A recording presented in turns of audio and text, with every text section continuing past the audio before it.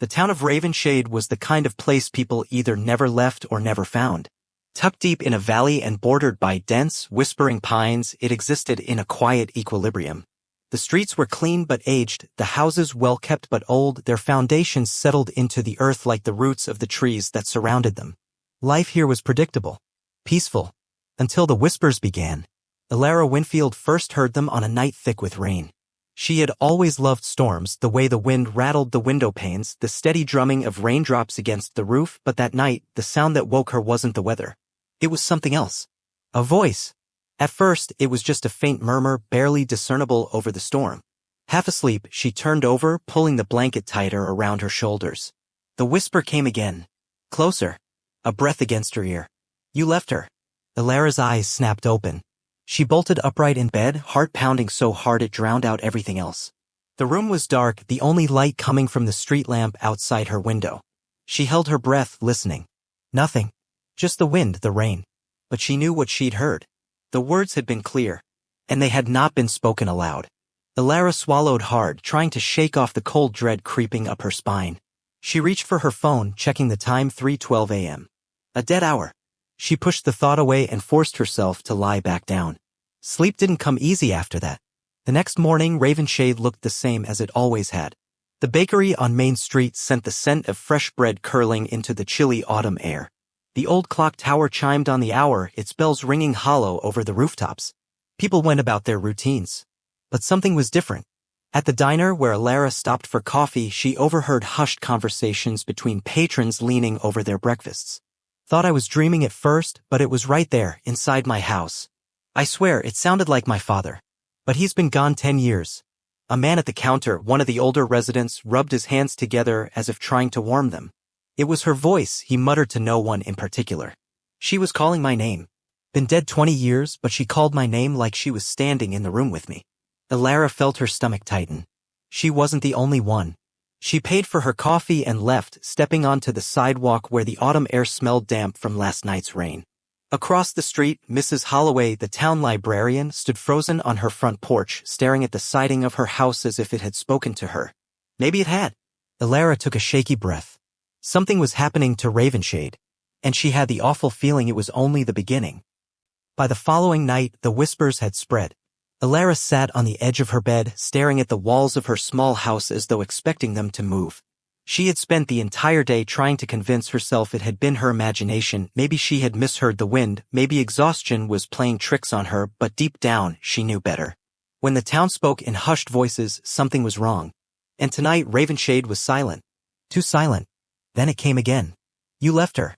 Elara clenched her fists, nails biting into her palms. The voice was right beside her, but when she turned her head, nothing was there. She forced herself to breathe. The words weren't random. They meant something. And that was what scared her most. Because she had left her. 12 years ago, when Elara was just a child, she and her younger sister, June, had wandered too deep into the forest behind their house. A game of hide-and-seek, nothing more. But the sun had set too quickly and the shadows had swallowed them whole. Elara had made it home. June hadn't. The search parties had combed the woods for weeks, but June was never found. The town whispered about it back then, too, muttered about the dangers of the valley, about the woods that took more than they gave. In time, the talking had stopped. Ravenshade had a way of burying things. But the walls remembered. You left her. The room seemed smaller now, pressing in around her. Elara shot up from the bed, grabbing her coat. She needed air. The streets were empty, the houses dark. A few porch lights flickered, casting long shadows, but the town felt abandoned. It wasn't late, barely past 10, but something about the air made people lock their doors early. As Elara walked, she passed Mrs. Holloway's house. The librarian stood by her window, unmoving, staring at the wallpaper as though expecting it to whisper back. Farther down, Mr. Alden, the butcher, stood outside his shop, a cigarette trembling in his fingers. His eyes darted to Elara. You hear them too, don't you? She stopped. What did you hear? He exhaled shakily. My brother. Been dead 30 years. But he called my name last night. Told me he knew what I did. Elara hesitated. What did you do? The butcher's face twisted. He crushed the cigarette under his boot and went inside without another word. The whispers weren't just sounds. They knew things. And that terrified Elara more than anything. By morning, the town was unraveling. The whispers had reached nearly every home. People were frantic, some boarding up their windows, others packing bags as if leaving might free them. At the bakery, a woman broke down in tears, sobbing about a child she had abandoned long ago. The mechanic, a quiet man who had lived in Ravenshade his whole life, was found tearing the drywall from his shop, screaming that the voices were inside. Something was wrong with this town, and Alara had the sinking feeling that whatever was speaking to them had been waiting a long time to be heard. By the third night, people stopped pretending they weren't afraid. Windows were shut tight, curtains drawn. The streets of Ravenshade were nearly deserted after sundown. The few who dared to step outside walked quickly, heads down, as though avoiding the gaze of something unseen. Alara sat on her porch, a cup of coffee cooling in her hands, watching the streetlights flicker. She hadn't heard the whisper yet tonight, but she knew it would come. It always did. A noise broke the silence. A sharp, desperate knocking. She turned to see a woman standing at the edge of her porch, Sophie Thorne, the granddaughter of one of the town's oldest residents. Her dark hair was wild, her breath ragged. She looked as though she hadn't slept in days. "They took him," Sophie gasped. Alara frowned. "Who?" "My grandfather." Sophie's voice was barely above a whisper. "He's gone." Alara set down her cup. "Gone how?" Sophie shook her head violently. I don't know. He kept saying the voices were getting louder. Kept saying they were inside the walls. I thought maybe he was losing his mind, but then she swallowed hard. "I heard them too." Alara's stomach turned. "What did they say?" Sophie hesitated. "They told him it was time." A chill crawled up Alara's spine. "I woke up and he was just gone," Sophie whispered. No footprints. No signs of struggle. The doors were still locked from the inside. Her eyes brimmed with fear. "It's like the house just took him." Alara didn't know what to say. The whispers were more than voices. They were something real. Something that could take. And now someone was missing. By morning, the town was in an uproar. Mr. Thorne had lived in Ravenshade for nearly 80 years. He wasn't the kind of man who simply wandered off. But there was no sign of him, no tracks, no clues, nothing. The sheriff organized a search party, but people were hesitant. "What if the voices want us to go looking?" someone muttered. "What if we're next?" Alara clenched her fists. Fear was sinking its claws into the town, turning them against each other. But she wasn't going to sit back and do nothing. She found Sophie near the town square, pacing. "I want to help look for him," Alara said. Sophie met her eyes. "Do you think he's still alive?" Alara hesitated. She wasn't sure. But she had to try. That night, Alara stood in Mr. Thorne's house, staring at the walls. The search had turned up nothing. Not a single trace of him. The whispers had been strongest here. If there was any answer, it was inside this house. Sophie sat on the couch, arms wrapped around herself. "He kept saying the walls were listening," she murmured. "That they remember things." Alara stepped closer to the wallpaper, running her fingers over the faded pattern. It was old, peeling at the corners. As she pressed her palm flat against it, a shiver ran through her. The wood beneath felt warm. A sound slithered through the air. A whisper, curling around the room like breath in the cold. "He belongs to us now." Sophie shot to her feet. "Did you hear that?" Alara swallowed hard. "Yeah." The walls had taken him. And if they didn't find out how to stop this, he wouldn't be the last. Alara and Sophie left the house in silence. The whispers hadn't spoken again, but their presence lingered in the air, thick and suffocating. Alara could still feel the unnatural warmth beneath the wallpaper, as if something just beyond the surface was alive. The town had already begun to speculate about Mr. Thorne's disappearance. Some believed he had wandered into the woods, lost like so many before him. Others whispered that the voices had driven him mad, that he had done something terrible to himself. But Alara knew the truth. The walls had taken him. The question was, where? The Ravenshade Library was one of the oldest buildings in town. Its walls, built from dark stone, had stood for over a century, and inside, the scent of old paper clung to the air like dust. Mrs. Holloway, the librarian, sat behind her desk, her usually sharp eyes dulled with exhaustion. The whispers had reached her too. Alara could see it in the tight way she held her shoulders, in the way her hands trembled as she turned a page. "You're looking for something?" she murmured, not bothering to glance up. Alara hesitated. "Has this happened before?" Mrs. Holloway's fingers stilled. Slowly, she looked up, something unreadable in her expression. "You're not the first to ask that," she said. Alara and Sophie exchanged glances. "Who else?" Sophie asked. Mrs. Holloway exhaled softly, pushing away from her desk. She moved toward the far shelves, running her fingers along the spines of forgotten books until she found what she was looking for. A journal, its leather cover cracked with age. She set it on the desk between them. This belonged to Evelyn Carter. Alara furrowed her brow. The name was familiar, but distant, like something she had once overheard in passing. Who was she? Mrs. Holloway hesitated. A girl who lived here 100 years ago, and the first to hear the whispers. Sophie's breath caught. What happened to her? Mrs. Holloway's expression darkened. She vanished, just like your grandfather. Alara ran her fingers over the journal's worn leather before carefully opening it. The pages were yellowed, the ink faded, but the words were still legible. Started in the walls. The first line made Alara's skin prickle. At first, they only whispered, "My name, my secrets." But then they wanted more. They were hungry. The entries grew frantic, scrawled with desperation. Evelyn had believed the voices belonged to something trapped within the town itself, something ancient, something waiting. And then the final entry. "They are calling me now. I hear them in the floors, in the ceilings. They want me to join them. I am afraid, but I think I always knew this is how it would end. They do not just whisper. They take." The ink trailed off as though she had been interrupted mid-thought. It was the last thing Evelyn ever wrote. Sophie's voice was barely above a whisper. "Do you think she's still somewhere?" Alara closed the journal. The walls of Ravenshade had been taking people for over a century, and if they didn't stop it, more would vanish. "I think we need to find out where she went," Alara said. "Because if they could find Evelyn Carter, if she was still there, they might be able to bring Mr. Thorne back." But something told Alara that the whispers wouldn't let them go looking without a fight. Alara didn't sleep that night. The journal sat open on her desk. Evelyn Carter's desperate words burned into her mind. The whispers weren't just voices. They were something alive, something hungry. And they had been here for over a century waiting for someone to listen.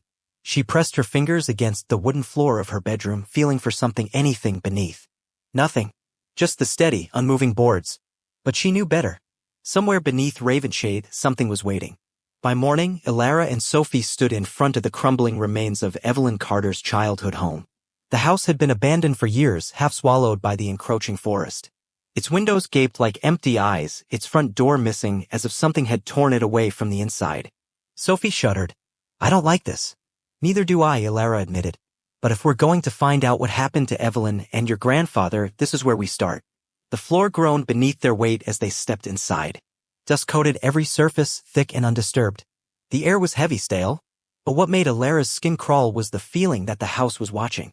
Sophie ran her fingers along the rotting wallpaper. "She said the voices started in the walls, right?" Alara nodded. She moved cautiously through the house, tracing the edges of the room. And then, a whisper. Soft, muffled, coming from below. Her pulse quickened.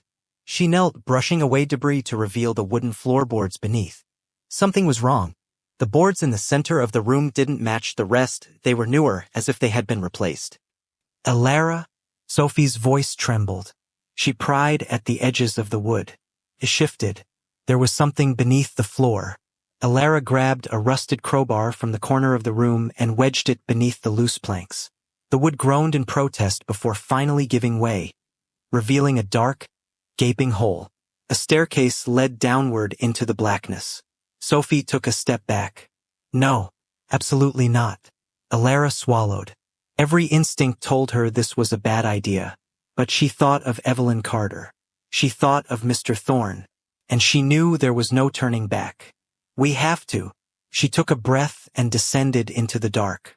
The stairs creaked with every step, the air growing colder. The walls were damp, lined with stone instead of wood. And then, the whispering began. "She's close. She's listening. She knows." Alara's breath hitched. The voices weren't in her head. They were in the room. Sophie clutched her arm. "Alara, look." At the bottom of the stairs, half buried in the dirt, was a skeleton. And beside it, a second, smaller one. Alara's stomach turned. Evelyn Carter hadn't just disappeared. She had been buried here. But that wasn't the worst part. The whispering grew louder, pressing against her skull. The walls around them shifted, the stone almost breathing. And in the darkness beyond the skeletons, something moved. They weren't alone down here, and whatever was watching them had been waiting for a very, very long time. The air in the cellar was thick, heavy with the scent of damp earth and something rotting. The whispering hadn't stopped. It slithered through the darkness, curling around Alara and Sophie like unseen hands. "You found her." Alara's breath hitched. The voice was close, too close. The skeletons at their feet had once been people. One was small, childlike. The other, Evelyn Carter. Sophie's fingers dug into Alara's arm. "We need to get out of here." Alara wanted to agree. Every instinct screamed at her to turn and run. But the whispers, they weren't just voices. They were aware. They had been speaking to her for days, creeping into her thoughts. And now, standing here, she finally understood. This place was a grave. Not just for Evelyn. Not just for the child. But for all of Ravenshade's secrets. A sound echoed through the cellar. A slow, wet dragging. Alara turned sharply toward the darkness beyond the skeletons. The cellar extended farther than she had thought, disappearing into shadow. Something moved there. The whispering intensified, overlapping voices hissing in frantic, garbled words. "She sees us. She shouldn't be here. Take her." Then a click. The sound of bones shifting. Sophie let out a strangled gasp as something crawled into the dim light. It had once been human. Maybe. Its limbs were elongated, stretched too far. Its fingers, if they could still be called that, were jagged and sharp, the bones protruding from thin, waxy skin. Its face was twisted, hollow-eyed, its mouth split too wide. And when it spoke, it was in Evelyn Carter's voice. "They took me." Alara stumbled back. The thing moved closer, its body shifting with unnatural cracks. Sophie grabbed her wrist. "Run." They bolted up the stairs, feet pounding against the rotting wood. Behind them, the thing followed, its elongated limbs scraping against the walls, whispering Evelyn's words over and over. "They took me." Alara hit the door first, shoving it open. She and Sophie tumbled into the ruined house, gasping for breath. The air was thick with dust, their lungs burning. But the thing, it didn't come through the door. The whispering stopped. Alara turned, staring down the open hatch. The cellar was just there, gaping, yawning like an open mouth. But nothing emerged. Sophie pressed a shaking hand to her chest. What the hell was that? Alara didn't answer, because she already knew. The whispers weren't just voices. They were them. The ones who had been taken. The ones Ravenshade had buried beneath its floors. And whatever was down there, it wasn't finished. Sophie swallowed hard. "We can't stay here." Alara forced herself to move. They needed answers. And if the town had been hiding this for over a century, someone had to know the truth. Alara and Sophie didn't stop running until they reached the center of town. The library loomed ahead, dark and silent, its old stone walls standing against the wind like an ancient sentinel. Mrs. Holloway would know something. She had to. Alara pushed through the heavy wooden doors, Sophie close behind. The scent of old paper and dust filled the air, but the library wasn't empty. Mrs. Holloway sat at her desk, unmoving. The dim lamp beside her cast flickering shadows across her face. She looked up slowly, her eyes sunken and tired. "You found it, didn't you?" she said softly. Alara hesitated.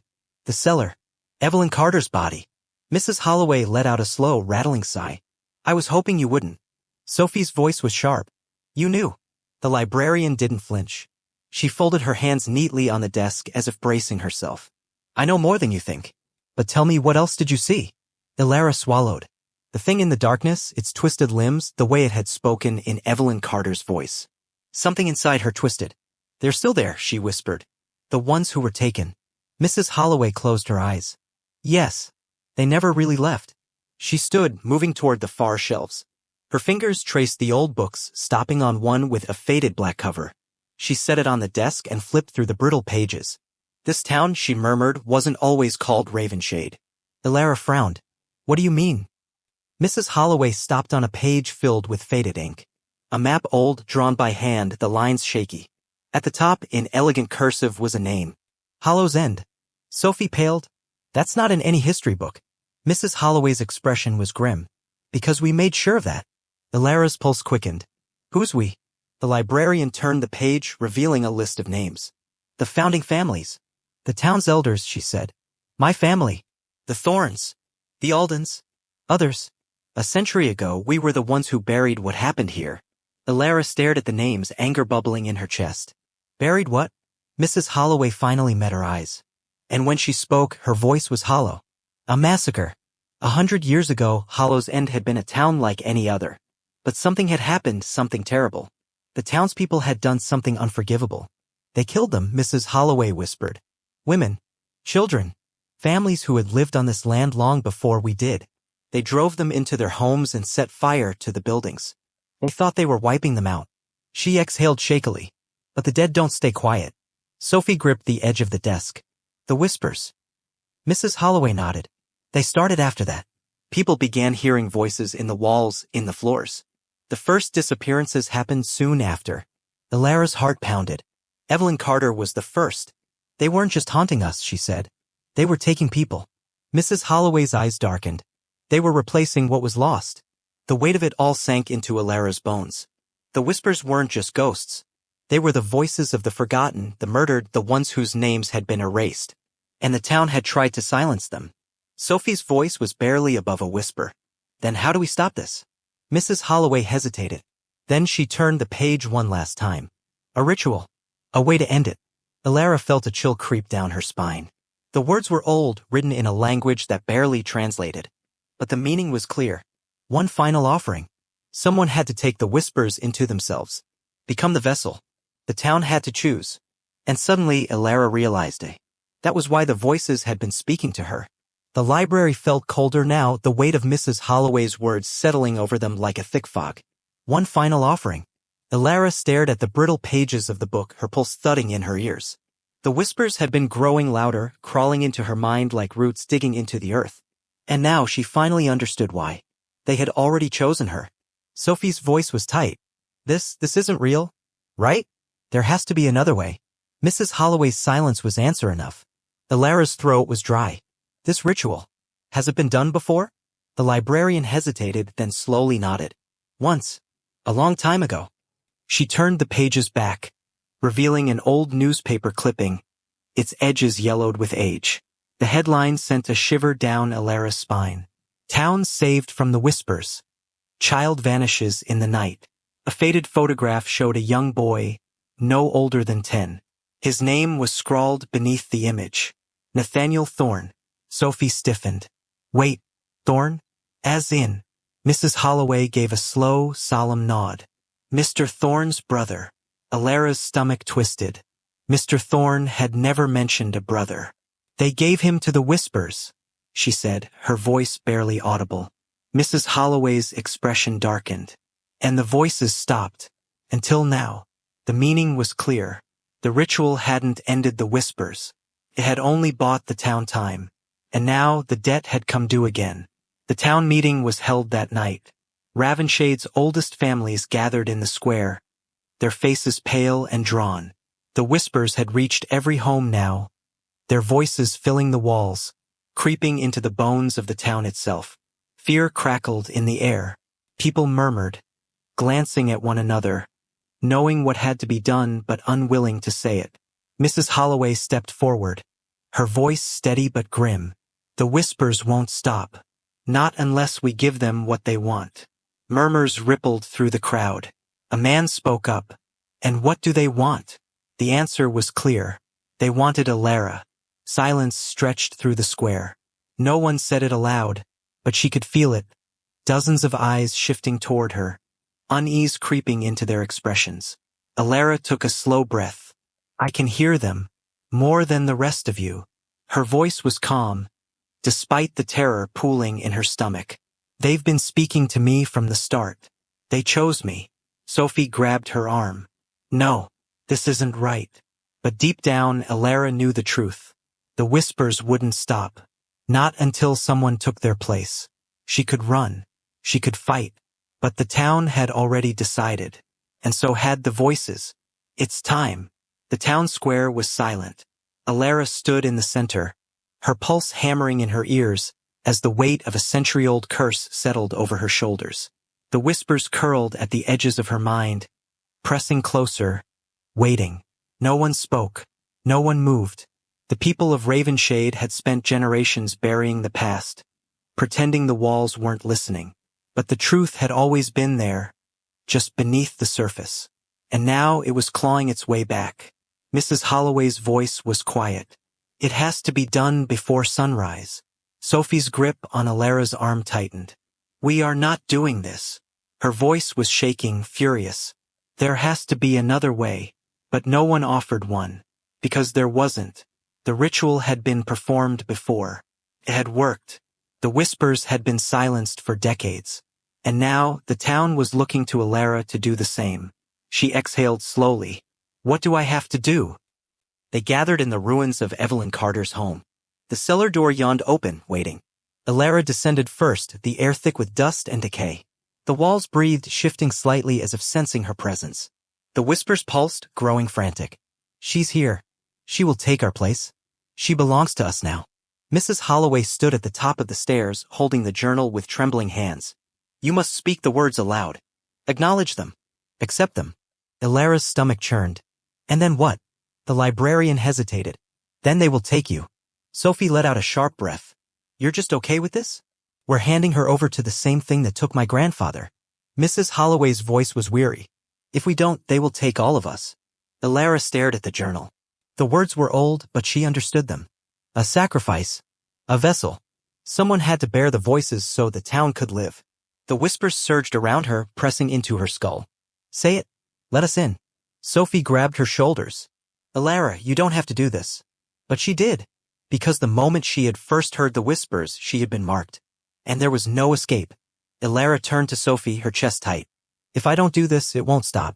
Tears welled in Sophie's eyes. There has to be another way. But there wasn't. Alara took a deep breath and began to speak. The ancient words rolled from her tongue, echoing through the stone walls. The air grew heavier, the whispering rising to a fever pitch. Then silence. For the first time in weeks, the voices stopped. And then, a hand shot from the darkness, wrapping around Alara's wrist. She gasped, the cellar shifting around her, the walls warping. The bones beneath her feet moved. Something was pulling her under. Sophie screamed. Alara.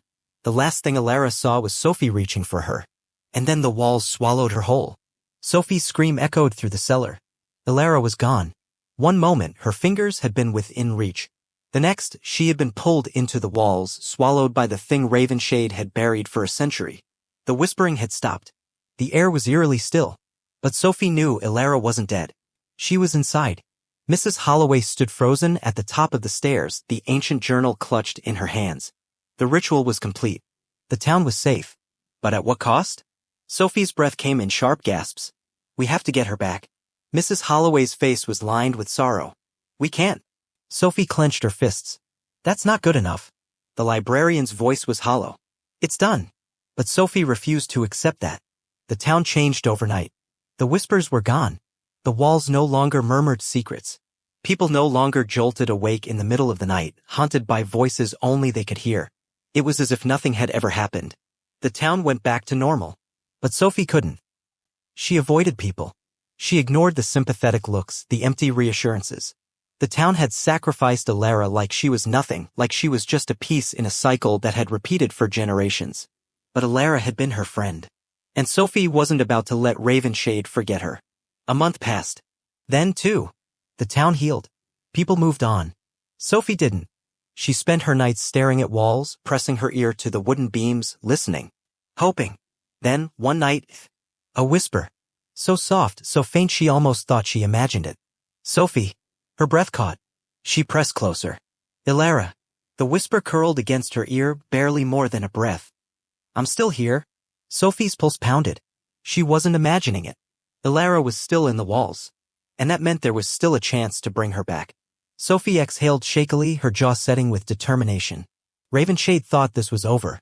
But she was just getting started.